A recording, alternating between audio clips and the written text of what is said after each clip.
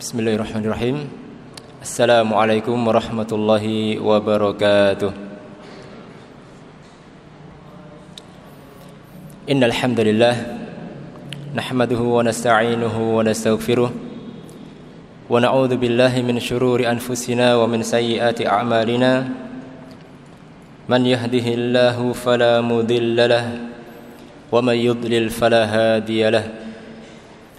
وأشهد أن لا إله إلا الله وحده لا شريك له وأشهد أن محمدا عبده ورسوله. اللهم صل وسلم على نبينا محمد وعلى آله وأصحابه ومن سار على نهجه إلى يوم الدين. أما بعد. Para ikhwah sekalian, jamaah yang dirahmati Allah Subhanahu wa taala, alhamdulillah, tidak bosan kita bersyukur kepada Allah Subhanahu wa taala, sebagaimana pula Allah Subhanahu wa taala tiada henti-hentinya memberikan nikmatnya kepada kita semuanya, nikmat Islam, iman, kesehatan, harta dan yang lainnya. Dan yang paling utama, yang paling besar dari nikmat-nikmat tersebut adalah nikmat Islam dan iman. Taufik dari Allah Subhanahu wa taala untuk tetap di atas agama Allah, al-Islam, dan tetap berada di atas ketaatan kepada Allah Subhanahu wa taala. Hendaklah kita selalu mengingat nikmat ini, karena ini adalah nikmat yang terbesar. Dengan senantiasa mengungkapkan nikmat tersebut dengan lisan, menghayatinya dengan hati, dan mengaplikasikannya dengan amal perbuatan, dengan melakukan ibadah kepada Allah Subhanahu wa taala baik dengan lisan maupun hati dan amal perbuatan. Jamaah dirahmati Allah Subhanahu wa taala, dan di antara aplikasi syukur kita kepada Allah Subhanahu wa taala adalah dengan kita tidak bosan, terus istiqamah di dalam mempelajari agama Allah Subhanahu wa taala, di dalam menghadiri majelis ilmu, di masjid Allah Subhanahu wa taala, dan tidak hanya mencukupkan diri dengan mempelajari ilmu melalui otodidak, membaca kitab saja atau buku-buku saja, atau mendengarkan ceramah-ceramah dari media sosial semisal YouTube atau yang lainnya. Akan tetapi juga kita hadiri majelis-majelis taklim yang ada di masjid. Kita makmurkan masjid Allah Subhanahu wa taala. Dan sering kita dengar hadis Nabi SAW tentang keutamaan hadir di majelis taklim di masjid. Kita ingat kembali bahwa Rasul SAW bersabda, "Wa majtama'a qaumun fi baitin min buyutillah." Tidaklah suatu kaum, jamaah, sekelompok manusia berkumpul di salah satu rumah dari rumah-rumah Allah, yaitu masjid Allah Subhanahu wa taala. Yatluna kitab Allah, mereka membaca kitab Allah. Wa yatadarasuunahum fima bainahum, dan mempelajari kitab Allah tersebut, mempelajarinya, dibaca dan dipelajari. Dan juga mempelajari hadis Nabi sallallahu alaihi wasallam yang merupakan penjelas dari Al-Qur'an itu sendiri, kitab Allah itu sendiri. Intinya mempelajari agama Allah Subhanahu wa taala. Apa yang beliau katakan, illa nazalat alaihimus sakinah, kecuali Allah akan turunkan kepadanya as-sakinah, ketenangan hati, ketentraman jiwa. Satu, keutamaan yang pertama. Kemudian yang kedua, wa ghasyiyatuhumur rahmah, dan rahmat Allah Subhanahu wa taala akan melingkupinya. Dia akan diberikan rahmat Allah Subhanahu wa taala. Bukan hanya ketenangan hati saja, akan tetapi Allah Subhanahu wa taala akan memberikan rahmatnya. Entah itu berupa rizki, entah itu berupa jalan keluar dari permasalahan yang mungkin dia hadapi di rumahnya, di tempat kerjanya, di masyarakatnya, atau yang lainnya, Allah akan berikan jalan keluarnya. Karena dia menghadiri majelis ilmu di masjid. Kemudian wahafathumul malaikah, para malaikat akan menaunginya. Para malaikat akan menaunginya, menjaganya, melindunginya, mendoakannya. Doa para malaikat, ya, tentu saja doa para malaikat akan terkabul. Malaikat akan mengelilinginya, menaunginya. Yang ketiga, kemudian yang keempat, keutamaannya wa dzakarahumullah fi man indah, dan Allah Subhanahu wa taala akan menyebut orang-orang yang hadir di majelis taklim di masjid tadi di hadapan para makhluk Allah yang ada di langit, di hadapan para malaikat. Disebut siapa-siapa yang hadir di majelis taklim di masjid itu. Allah sebut di hadapan para malaikat yang ada di langit. Ya, dibanggakan oleh Allah Subhanahu wa taala. Itu para hambaku yang mempelajari agama Allah Subhanahu wa taala, yang ingin menjadi orang yang baik, menjadi orang yang saleh dengan mempelajari agama Allah Subhanahu wa taala. Dibanggakan oleh Allah Subhanahu wa taala. Maka hendaklah kita tidak bosan, ya, untuk tetap menghadiri majelis taklim yang ada di masjid, bukan hanya sekedar mempelajarinya melalui otodidak, baik melalui membaca buku atau hanya sekedar menyaksikan ceramah-ceramah melalui YouTube atau yang lainnya. Tapi kita tetap, ya, majelis taklim yang utama yaitu menghadiri masjid. Tetap kita hidupkan. Baik, jamaah dirahmati Allah Subhanahu wa taala, kita lanjutkan kembali kajian kita membaca kitab Ad-Durusul Muhimmah li'amatil ummah, pelajaran-pelajaran berharga yang penting untuk segenap umat, ya. Karya Syekh Abdul Aziz Ibn Abdullah Ibn Baz rahimahullahu taala, dan kita membaca dari syarahnya Syekh Abdul Razak Ibn Abdul Muhsin Al-Badr hafizahullahu ta'ala. Kita sampai pada pembahasan tafsir surat Al-Masad atau surat Al-Lahab. Terakhir kita sudah membahas tafsir surat An-Nasr. Kemudian kita lanjutkan dengan tafsir surat Al-Masad atau Al-Lahab. Para ikhwah sekalian, jamaah dirahmati Allah Subhanahu wa taala, surat Al-Masad, surat yang jumlah ayatnya ada 5 ayat ini, yang dinamakan juga dengan Al-Lahab, ya. Surat Al-Masad atau juga dikenal dengan nama Al-Lahab, ya. Al-Masad karena di dalamnya ada kata masad di akhir ayat. Al-Lahab pun juga karena di ayat yang pertama disebutkan kata lahab, ya. Surat ini termasuk golongan surat Makkiyah, termasuk golongan surat Makkiyah, yaitu surat yang diturunkan sebelum Nabi SAW berhijrah ke Madinah. Surat yang diturunkan oleh Allah SWT kepada Nabi SAW sebelum beliau berhijrah ke Madinah. Ada 5 ayat.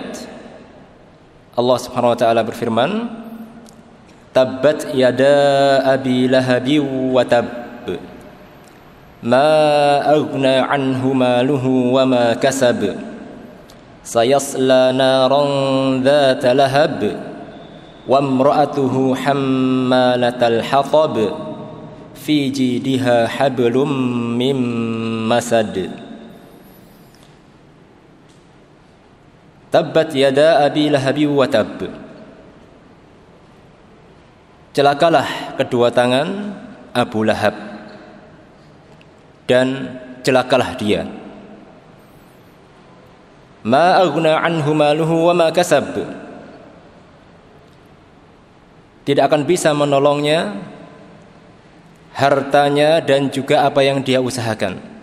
Harta dan apa yang dia usahakan tidak akan bisa membantunya, menolongnya. Sayasla naran dzata lahab. Kelak dia akan dimasukkan ke dalam neraka yang menyala-nyala apinya. Wa imra'atuhu hammalatal hatab. Dan istrinya membawa kayu bakar. Fi jidiha hablum mim masad. Di lehernya ada tali dari sabut.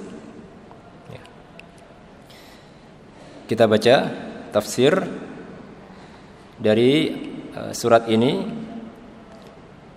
Syekh Abdul Razzaq hafizahullah taala mengatakan tabbat yada abi lahabi wa tab ay khasirat yadahu wa khabat.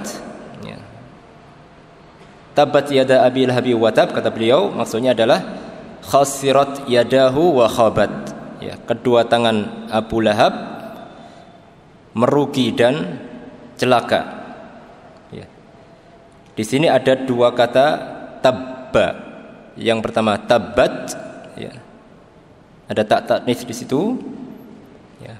Yang kedua, yang terakhir, ya, yaitu di kata yang terakhir wa tab tanpa tak taknis. Ya. Beliau mengatakan al-awwal du'aun alaihi. Ya. Yang pertama tabbat, kata tabbat yang pertama kata beliau ini adalah doa. Ya. Doa kecelakaan, kebinasaan atas Abu Lahab. Ya. Doa kebinasaan atas Abu Lahab. Wathani khobarun anhu. Dan yang kedua, kata tabba yang kedua, ya, di kata yang terakhir yaitu watab tanpa tak taknis di situ. Ini khobarun anhu, kabar bahwasanya Abu Lahab itu telah celaka. Ya. Watab, ya. Khobar bahwasanya Abu Lahab itu celaka, binasa. Ya. Yang pertama doa, ya, agar Abu Lahab itu binasa. Kemudian yang kedua, watab yang kedua itu kabar bahwasanya Abu Lahab itu celaka. Ya. Kabar bahwasanya Abu Lahab itu celaka.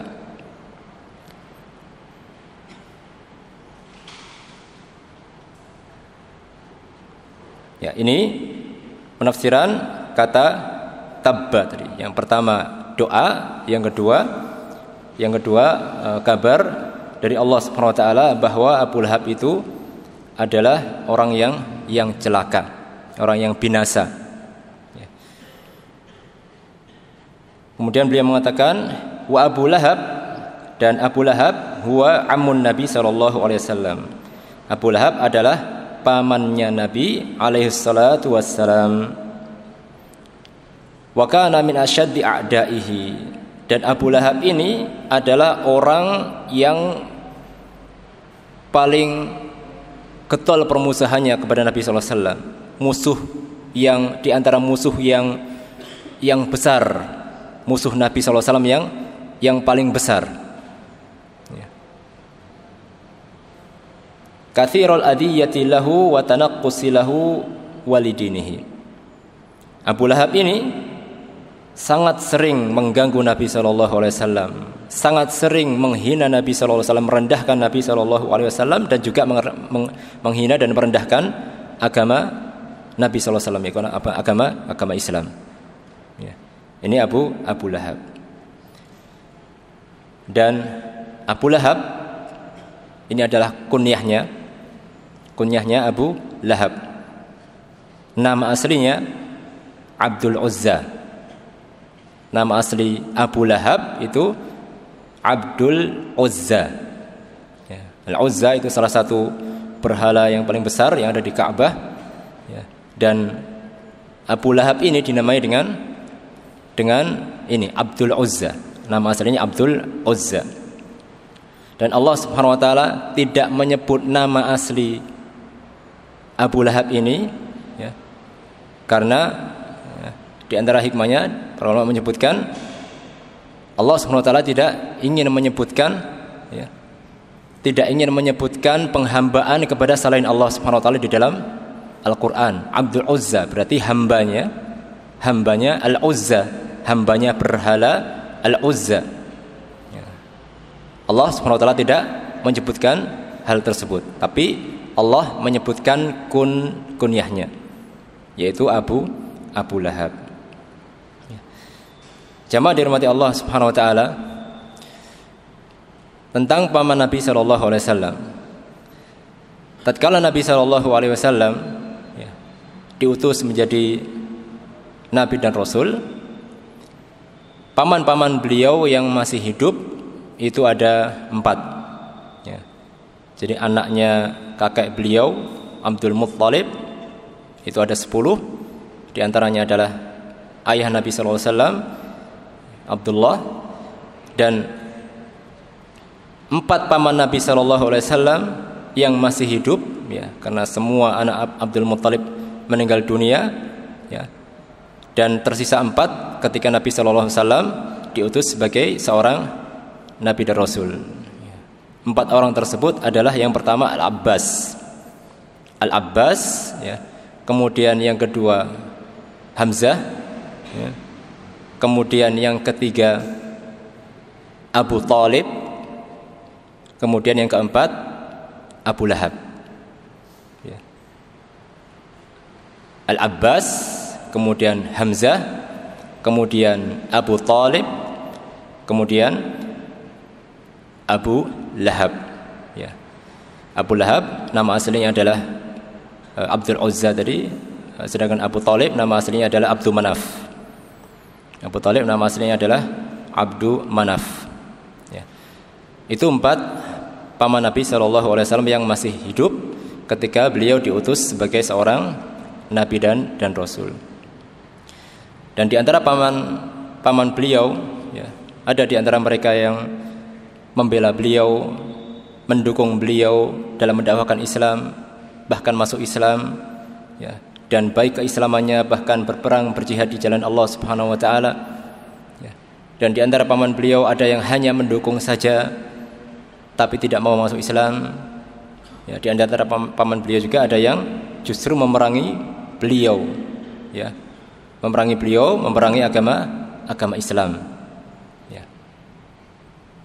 2 yang pertama yaitu Al-Abbas dan Hamzah adalah 2 paman beliau yang masuk Islam dan baik keislamannya, bahkan mendukung Nabi sallallahu alaihi wasallam dan berjihad di jalan Allah Subhanahu wa taala, membela agama Allah, yaitu Al-Abbas dan Hamzah. Kemudian paman beliau yang lain Abu Thalib, beliau mendukung Nabi sallallahu alaihi wasallam ya, membela Nabi sallallahu alaihi wasallam, tapi beliau tidak masuk Islam. Mendukung Nabi sallallahu alaihi wasallam karena beliau adalah keponakannya, akan tetapi tidak mau masuk Islam, dan meninggal dalam keadaan tidak Islam, tidak masuk Islam, dalam keadaan kafir sebagaimana kita ketahui bersama. Dan yang terakhir Abu Lahab ya, ini adalah satu-satunya paman beliau sallallahu alaihi wasallam yang sangat memerangi beliau ya. Tidak mau masuk Islam ya, justru malah menentang Islam dan menentang beliau sallallahu alaihi wasallam, menentang orangnya dan juga menentang agamanya ya, yaitu Abu Lahab ya. Dan bukan hanya beliau saja, istrinya pun juga begitu, anaknya pun juga begitu, sama. Satu keluarga menentang Nabi sallallahu alaihi wasallam dan menentang Islam ya.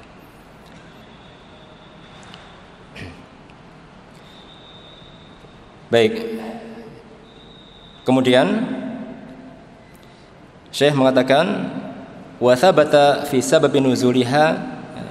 Sekarang kita baca sebab turunnya ayat ini. Sebab turunnya surat ini, surat Al-Lahab atau Al-Masad ini. Wa thabata fi sabab nuzuliha anna an-nabiy sallallahu alaihi wasallam lamma sa'ida as-safa dzata yaum faqal. Dan telah tetap di dalam sebuah riwayat tentang sebab turunnya ayat surat ini, bahwasanya Nabi sallallahu alaihi wasallam tatkala beliau naik ke Bukit Safa pada suatu hari, kemudian beliau sallallahu alaihi wasallam mengatakan, "Ya sabahah." Beliau naik ke Bukit Safa, kemudian beliau menyeru dengan suara yang lantang, "Ya sabahah." Kalimat ini adalah kalimat untuk meminta bantuan. Ya sabahah. Dikatakan sabahah karena ini di waktu pagi. Sabah. Ya. Butuh bantuan. Ya sabahah. Ya. Kalimat untuk mengungkapkan bahwasanya orang yang menyeru itu sedang butuh bantuan. Ya. Fajtama'at ilaihi Quraisy. Maka orang-orang Quraisy berkumpul, ya, karena Nabi SAW sebagaimana diketahui bersama bahwa beliau adalah Al-Amin, beliau adalah orang yang jujur, terpercaya, amanah. Orang-orang Quraisy mengenal beliau seperti itu. Kemudian pada hari ini beliau SAW ya menyerukan ya sabahah, butuh bantuan. Ya. Tentu saja semua orang akan datang. Ada apa dengan Muhammad ini? Berteriak meminta bantuan. Qalu ma laka. Kemudian mereka setelah Quraisy tadi berkumpul, mereka mengatakan, "Ma laka ya Muhammad?" Apa yang terjadi wahai Muhammad denganmu? Qala, kemudian beliau sallallahu alaihi wasallam mengatakan, "Ara'aitum law akhbartukum annal aduwa yusabbihukum aw yumassikum ama kuntum tusaddiquni?" Wahai Quraisy,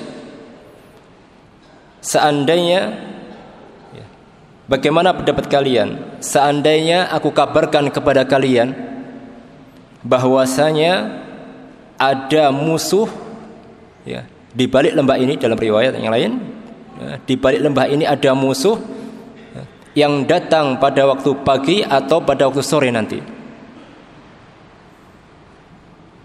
Ama kuntum tusaddiquni? Tidakkah kalian akan membenarkanku? Apakah kalian akan membenarkanku jika saya mengatakan bahwa di balik bukit ini akan ada musuh yang akan menyerang kita? Apakah kalian akan membenarkan ya apa yang aku kabarkan ini? Qalu bala. Ya. Mereka mengatakan, tentu saja, ya, tentu saja wahai Muhammad.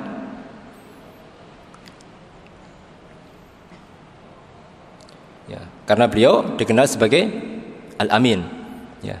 Perkataan beliau selama ini tidak pernah dusta. Mereka tahu bahwa Nabi SAW tidak pernah dusta, orang yang jujur. Bahkan saking percayanya mereka kepada Nabi SAW, ya, mereka menitipkan barang-barang mereka kalau mereka hendak safar, bepergian ke tempat yang jauh, ya, mereka menitipkan barang-barang berharga mereka kepada Nabi SAW karena percaya.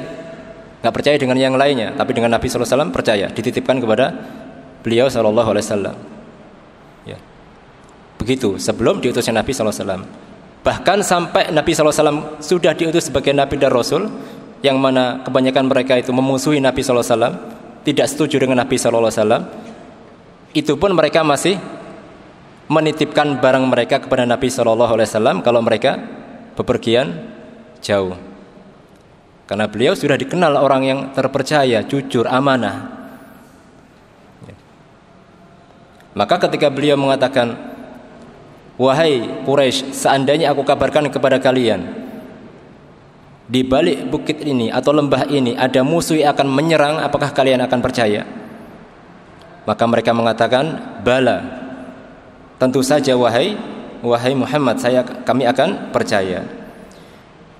Qala, dalam kondisi yang seperti itu, ya, mereka sudah, ya, mempercayai Nabi SAW dengan seandainya datang seperti itu, seandainya datang musuh yang akan menyerang, yang akan menimpakan madarat kepada mereka, seandainya ada bahaya yang akan menimpa mereka, apakah mereka masih akan percaya dengan Nabi SAW, mempercayai Nabi SAW?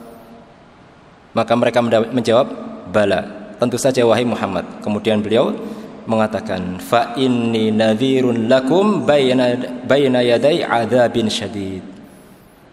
Kalau begitu sesungguhnya aku memperingatkan kalian bahwa di hadapan saya ada azab yang pedih. Saya memperingatkan kalian, memberikan peringatan kepada kalian bahwa di hadapanku ini akan ada azab yang pedih. Maksudnya, bagi siapa yang tidak mau masuk Islam akan ada azab yang pedih, yang keras, yang akan menimpa orang-orang yang tidak mau masuk agama Allah, tidak mau masuk agama Islam, tidak mau mengucapkan la ilaha illallah. Akan ada azab yang pedih.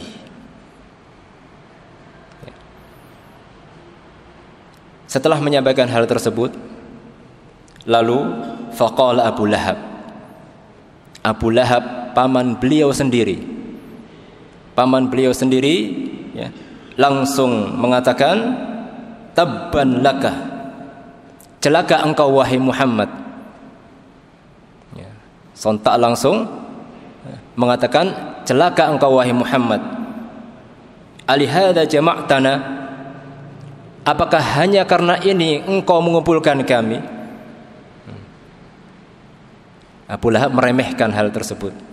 Apakah hanya karena sesuatu yang remeh ini engkau mengumpulkan kami?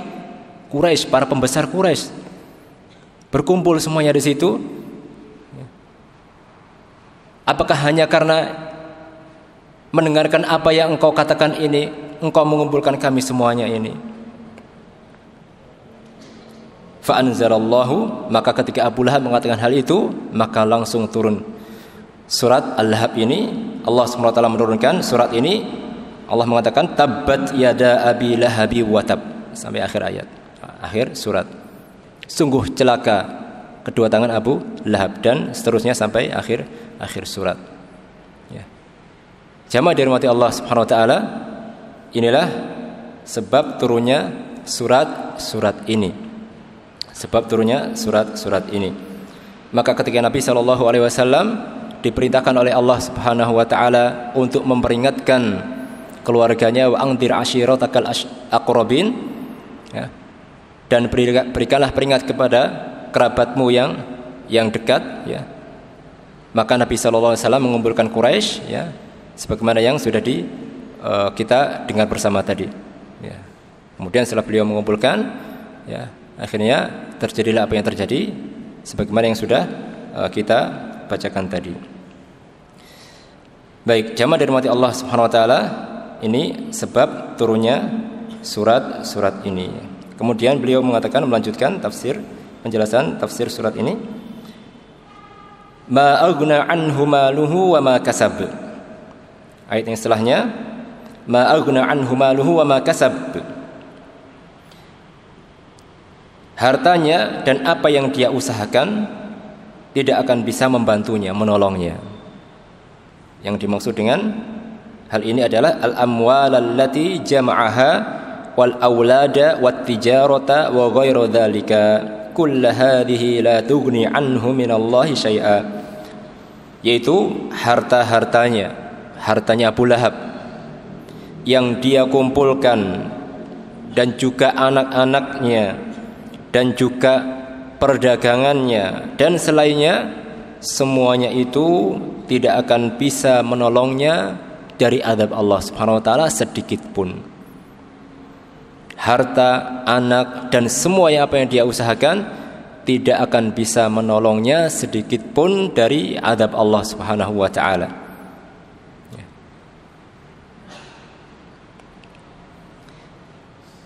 Sebagian ulama menafsirkan wa ma kasab di sini ma aghna anhu maluhu wa ma kasab, tidak akan bisa menolongnya harta dan ma kasab, apa yang dia usahakan. Sebagian ulama mengatakan wa ma kasab di sini adalah anaknya.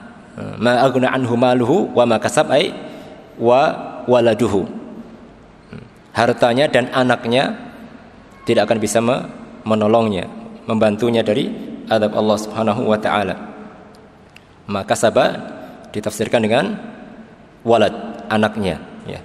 Hal ini ya, berdasarkan sabda Nabi sallallahu alaihi wasallam, in atyaba ma ya'kulur rajul min kasbihi wa waladuhu min kasbihi. Ya. Sebaik-baik yang dimakan oleh seseorang adalah hasil jerih payahnya sendiri. Sebaik-baik ya, apa yang dimakan oleh seseorang itu adalah apa yang dia usahakan sendiri. Wa waladuhu min kasbihi, dan anaknya ini termasuk salah satu hasil usahanya. Wa waladuhu min kasbihi, dari sini, dari sabda Nabi sallallahu alaihi wasallam ini, hadis riwayat Abu Dawud dan Tirmidzi dan yang lainnya, hadis sahih. Sebagian ulama mengatakan, menafsirkan firman Allah Subhanahu wa taala wa ma kasab di dalam surat Al-Masad ini dengan al-walad, waladuhu, yaitu anaknya. Jadi harta dan anaknya tidak akan mampu menolongnya pada hari kiamat kelak dari azab Allah Subhanahu wa taala. Ya. Wallahu a'lam bishawab.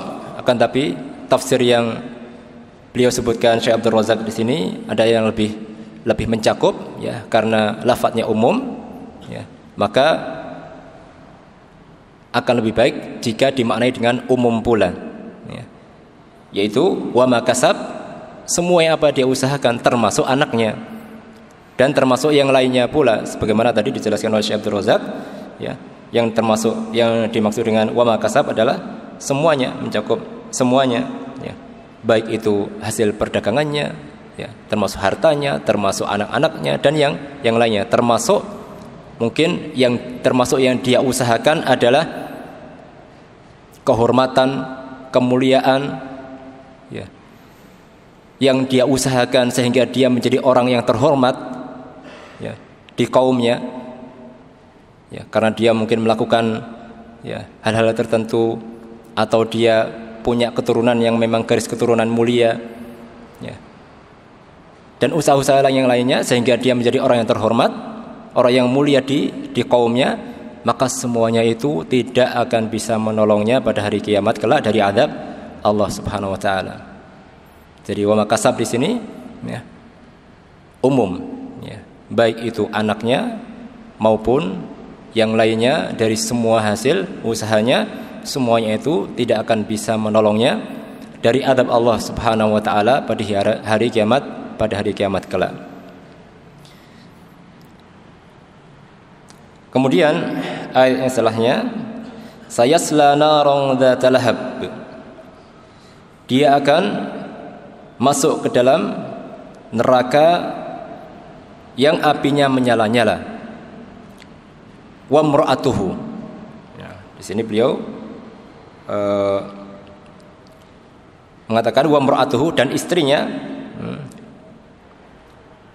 huwa wa mra'atuhu yaslaunan nara, dia dan juga istrinya keduanya akan masuk neraka. Wa hadhihi suratu nazalat fi hayati Abi Lahab wa mra'atihi.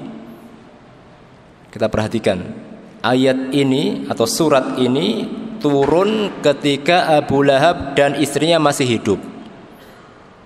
Turun ketika Abu Lahab dan istrinya masih hidup.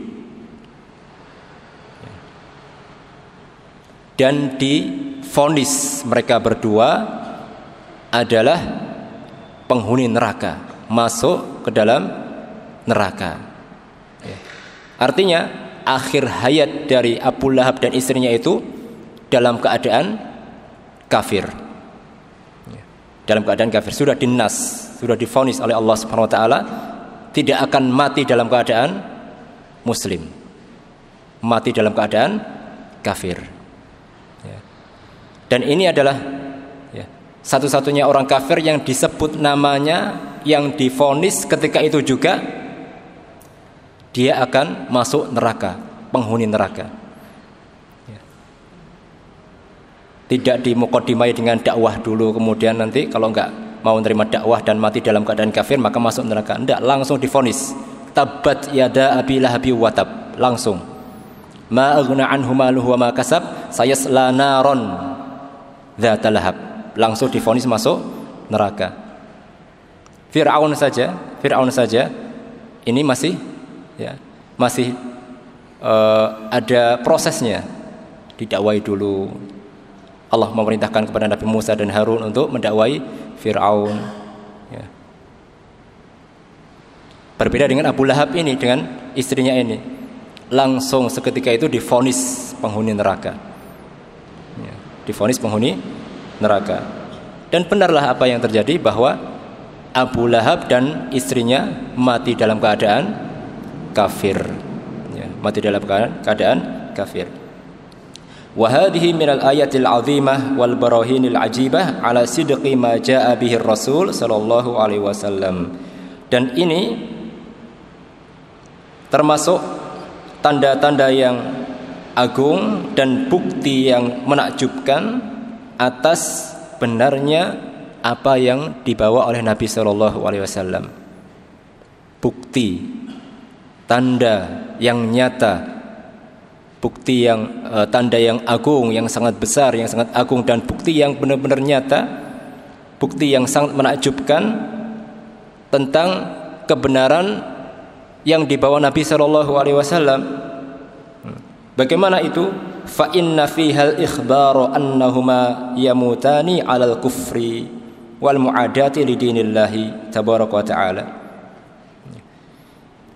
Karena di dalam surat ini terdapat kabar bahwasanya mereka berdua, Abu Lahab dan istrinya, mereka mati di atas kekufuran dan dalam keadaan menentang agama Allah Subhanahu wa taala, tabaraka wa taala. Wa kana mautuhuma ala dzalika. Dan betul yang terjadi, mereka mati dalam keadaan kafir, bahkan dalam keadaan menentang agama Allah Subhanahu wa taala. Ini merupakan bukti akan kebenaran apa yang dibawa Nabi sallallahu alaihi wasallam. Beliau sallallahu alaihi wasallam ketika mengabarkan ini, ketika turun surat ini, Abu Lahab masih ada, istrinya masih ada. Dan bisa jadi suatu ketika, jika Allah menghendaki, tapi Allah tidak menghendakinya, mereka berdua akan taubat, masuk Islam. Sebagaimana para sahabat yang lainnya, yang awal-awal Islam menentang dakwah Nabi sallallahu alaihi wasallam, akan tetapi Allah memberikan kepada dia hidayah masuk Islam, baik keislamannya, bahkan berjihad di jalan Allah Subhanahu wa taala. Berbeda dengan ini, Abu Lahab dan istrinya ini. Dan ternyata benar mereka berdua mati dalam keadaan kafir dan menentang agama Allah Subhanahu wa taala. Ini merupakan bukti yang nyata yang memperkuat bahwa apa yang dibawa Nabi sallallahu alaihi wasallam, agama yang dibawa Nabi sallallahu alaihi wasallam adalah agama yang hak, agama yang benar. Karena tidak mungkin beliau mengetahui yang gaib, apa yang terjadi di masa yang akan datang. Bagaimana beliau tahu nantinya Abu Lahab dan istrinya itu akan meninggal dalam keadaan kafir, menentang agama Allah, tidak mau masuk Islam? Gak tahu beliau, kecuali dari wahyu Rabbul Alamin. Berarti ini bukan dari beliau sendiri, bukan dari Muhammad sallallahu alaihi wasallam, tapi dari Rabbul Alamin, dari Allah Subhanahu wa taala. Berarti betul ini adalah wahyu, bukan perkataan Nabi Muhammad sallallahu alaihi wasallam sendiri, bukan dari beliau sendiri, tapi dari Allah. Karena beliau tidak mengetahui yang gaib, tapi semuanya itu adalah dari Allah Subhanahu wa taala. Kemudian wa mar'atuhu istri Abu Lahab hiya Arwa bintu Harbin Ummu Jamil. Istri Abu Lahab namanya adalah Arwa binti Harb. Namanya Arwa bintu Harb, anaknya Harb. Ummu Jamil, kunyahnya Ummu Jamil. Ya. Kalau suaminya kunyahnya Abu Lahab, nama aslinya Abdul Uzza. Kalau istrinya ini ya Arwa, namanya Arwa, kunyahnya Ummu Jamil. Hammalatul Hatab, istrinya Hammalatul Hatab, membawa kayu bakar. Dia mengatakan kanat tahmilu syaukatas sa'dan wal adha wa tad'uhu fi tariqin Nabi sallallahu alaihi wasallam mubalighatan fi idaihi. Dia dikatakan Hammalatul Hatab, pembawa kayu bakar. Maksudnya pembawa kayu ya.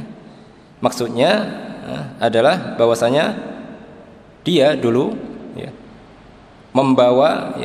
pernah membawa atau sering membawa syaukas sa'dan wal adha ya, duri-duri ya, dari tanaman sa'dan ya, duri dan juga gangguan-gangguan yang lainnya, benda-benda yang lainnya untuk mengganggu Nabi sallallahu alaihi wasallam. Wa tad'uhu fi tariqin Nabi sallallahu alaihi wasallam, dan meletakkan duri-duri tadi dan benda-benda yang lainnya di jalan yang biasa dilewati oleh Nabi sallallahu alaihi wasallam. Di jalan yang biasa dilewati oleh Nabi sallallahu alaihi wasallam. Ya. Kalau siang ya gampang saja, tinggal dihindari saja. Masalahnya ini malam. Kalau malam enggak kelihatan. Nah, istrinya Abu Lahab ini ya, meletakkan duri-duri tadi dan juga benda yang lainnya yang mengganggu jalan Nabi sallallahu alaihi wasallam diletakkan di jalan yang biasa dilalui oleh Nabi sallallahu alaihi wasallam. Mubalighatan fi idaihi. Dalam rangka untuk benar-benar ingin mengganggu Nabi sallallahu alaihi wasallam. Ini kerjaannya istrinya Abu Lahab, yaitu Arwa Ummu Jamil.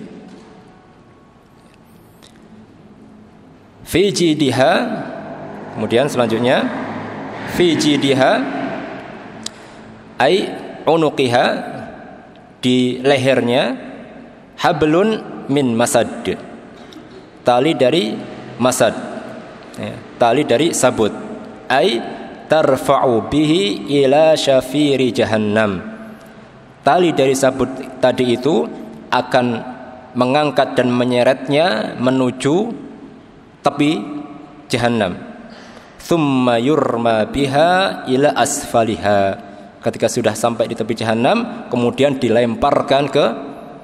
ditarik dan dilemparkan ke jahannam sampai masuk ke dasar jahannam. Ini diantara maknanya. Atau makna yang lainnya beliau mengatakan annaha tahmilu fin naril hataba ala zawjiha. Atau makna yang lainnya beliau mengatakan, atau maknanya adalah bahwa istrinya ini ya, nanti pada hari kiamat dia akan membawa kayu bakar ya. Ketika di neraka nanti istrinya Abu Lahab ini akan membawa kayu bakar yang akan digunakan untuk membakar suaminya sendiri, Abu Lahab. Kayu bakar dibawa untuk membakar suaminya sendiri, Abu Lahab ya. Dan ini untuk benar-benar merasakan adab, bukan hanya adab fisik saja yang akan dirasakan, akan tetapi juga adab berupa perasaan hati ya, berupa dia sendiri akan membakar suaminya, orang yang dicintainya ya. Begitu juga Abu Lahab akan merasakan hal yang sama. Ternyata yang membakar dirinya adalah istrinya sendiri, orang yang dicintainya ya. Sudah masuk neraka, ternyata yang ditugaskan untuk membakar dia adalah istrinya sendiri.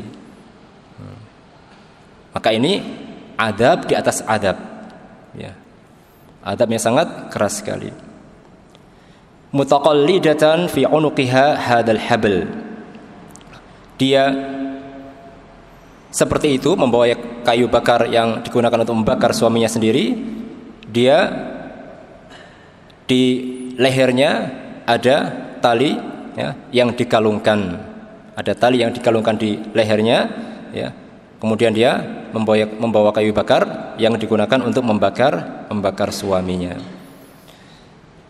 Baik, ini akhir dari tafsir surat Al-Masad, ya. Jamaah ikhwah sekalian dirahmati Allah Subhanahu wa taala, ya. Beberapa faedah yang bisa kita petik dari surat Al-Masad atau Al-Lahab yang baru saja kita baca tafsir ringkasnya. Yang pertama di antara faedah pentingnya adalah bahwa hubungan dekat, kekerabatan, keluarga itu tidak akan bermanfaat kalau tidak dibangun di atas keimanan kepada Allah Subhanahu wa taala. Ada keluarga dekat, paman sendiri, bahkan orang tua sendiri atau anak sendiri, kalau dia tidak beriman kepada Allah, tidak ada manfaatnya. Tidak ada manfaatnya sama sekali, ya. Maka yang kerabat yang akan bermanfaat untuk dirinya itu adalah kerabat yang beriman kepada Allah Subhanahu wa taala dan saling membantu, saling tolong menolong, saling menasihati di dalam keimanan tersebut.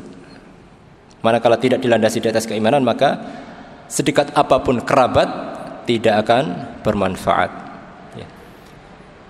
Kemudian faedah yang kedua, bahwasanya anak itu adalah hasil dari usaha seseorang.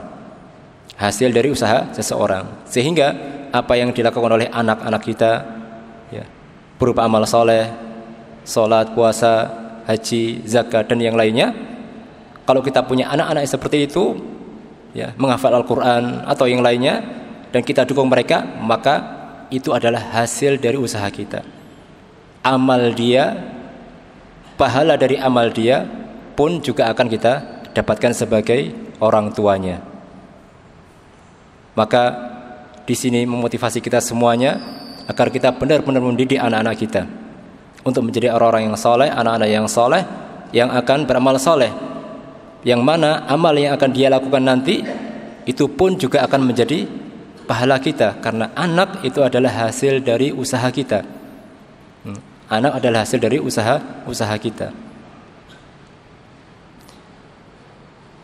Kemudian faedah yang berikutnya, bahwa harta dan anak-anak, ya, pada asalnya itu tidak akan bisa memberikan manfaat kepada seseorang di hari kiamat kelak. Allah Ta'ala berfirman, wa allaisa lil insani illa ma sa'a.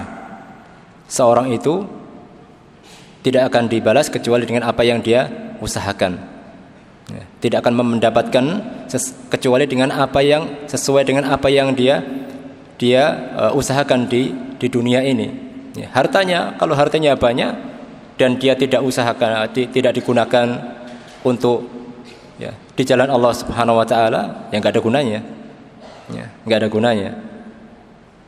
Ditinggal mati, selesai, tidak ada gunanya. Tapi kalau dia gunakan untuk berinfak, dia gunakan untuk menafkahi keluarganya, diniatkan untuk, ya, mengamalkan kewajiban menafkahi keluarga, mencari ridha Allah Subhanahu wa taala, maka harta yang kita infakkan tersebut itu akan bermanfaat untuk kita di akhirat kelak, ya. Dan juga apa yang disedekahkan, diinfakkan di jalan Allah Subhanahu wa taala.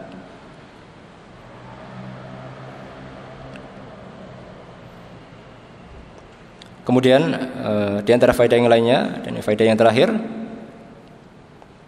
bahwasanya ketika seseorang membaca ayat-ayat yang di situ disebutkan neraka Allah Subhanahu wa taala, maka hendaknya seorang semakin takut kepada Allah Subhanahu wa taala. Di dalam surat ini Allah Subhanahu wa taala menyebutkan tabbat yada abi lahabi wa tab. Allah menyebutkan sayasla naron dzata lahab. Sayasla naron dzata lahab, neraka yang apinya menyala-nyala. Allah sebutkan di sini di antara sifat neraka yaitu dzata lahab, ya, yang menyala-nyala, bergejolak, menyala-nyala apinya. Maka ketika disebutkan neraka dengan sifatnya seperti ini, seharusnya seorang muslim ketika membaca ayat-ayat seperti ini akan merasa takut. Jangan-jangan dosa yang pernah saya lakukan ini bisa berakibat masuk ke dalam neraka. Ya. Wal'iyadzubillah min dzalik. Sebagaimana akidah Ahlussunnah wal Jamaah bahwa seorang muslim, seorang mukmin, ahlu tauhid, kalau dia masih melakukan kemaksiatan kepada Allah Subhanahu wa taala, maka huwa tahta masyiatillah. Tahta masyiatillah. Ya. Tergantung kehendak Allah Subhanahu wa taala. Jika Allah berkehendak, Allah akan mengampuninya, memaafkannya, langsung masuk ke dalam surga. Jika Allah berkehendak, dia akan dibersihkan oleh Allah terlebih dahulu, dimasukkan ke dalam neraka terlebih dahulu. Sampai dosanya bersih, kemudian baru dia dimasukkan ke dalam surganya Allah Subhanahu wa taala. Maka hendaklah takut ketika dibacakan ayat-ayat yang berhubungan dengan neraka, termasuk diantara adalah tentang sifat-sifat neraka. Ya. Baik, jamaah dirahmati Allah Subhanahu wa taala, ini beberapa faedah yang bisa kita ambil dari surat Al-Masad Al-Lahab, dan semoga apa yang kita kaji pada siang hari ini bermanfaat untuk kita semuanya. Dan kita tutup wasallallahu ala nabiyyina Muhammad wa ala alihi wa sahbihi wasallam. Subhanakallahumma wa bihamdika asyhadu an la ilaha illa anta astaghfiruka wa atubu ilaik. Assalamualaikum warahmatullahi wabarakatuh.